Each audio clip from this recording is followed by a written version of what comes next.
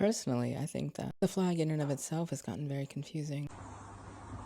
I'm going to say this multiple times, but the threat that you're looking at is not the LGBTQ+, and its affiliates trying to normalize P3DO. That is 100% disinformation. However, the real threat is pro-P3DO groups that are using and weaponizing the very language of inclusion and then identity politics, self-ID against the public. The movement, just like our country, has gotten hijacked by different principles, ideals, and belief systems that are trying to dominate the country as a whole, taking away from the original land of the free motto that we used to live by. Goodbye, kiddos. Goodbye, Black Lives Matter. Goodbye, trans people.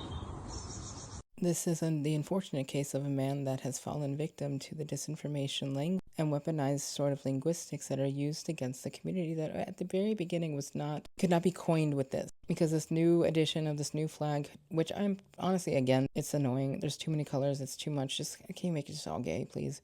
Or gay and lesbian and then bi. Like at the end, just at the very, very least. To the most holy month in the child mutilation cult calendar.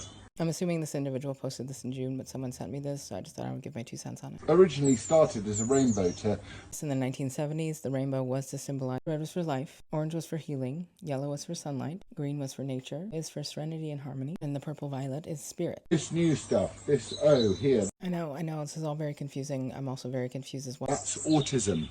The yellow triangle with the circle in the middle is to represent intersex individuals, to which personally for me, I feel as though intersex are more important than transgender identified individuals, even though some intersex individuals will identify as trans. And the whole intersex sort of rabbit hole is such a deep one. I honestly would rather you not go down that one. It's really confusing. But given that there's double the population of actually born intersex individuals, about 5 million, I think that takes precedence over the 2.5 identifying as trans.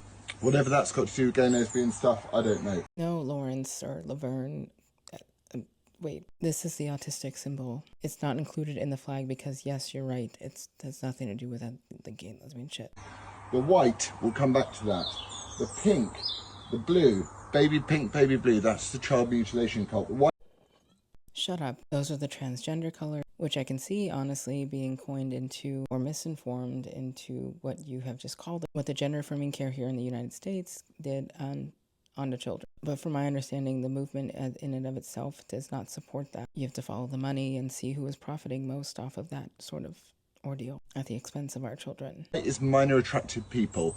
As someone who fell for the belief of that acronym in terms of its existence, this is all due to linguistic vulnerability. This acronym was created by the group that seek to normalize and medicalize P3DO, which sounds clinical and neutral. It's individuals that are in these groups that are hijacking the language of the civil rights and identity movements that have, long succeeded in providing the freedoms and liberties that we've enjoyed today. That is to create confusion and cause harm, to then kind of provide a veneer of legitimacy, if you will. Last but not least, once again, the threat is not the LGBTQ+. The original movement in and of itself was all about inclusion, not diversity, equality, more this inclusion of individuals that were marginalized. It has now been bastardized, hijacked, and then divided and conquered into now what it is today. But the real threat is the pro-P3DO that are weaponizing this very language of inclusion and identity against the public. Thank you, I love you, have a great day.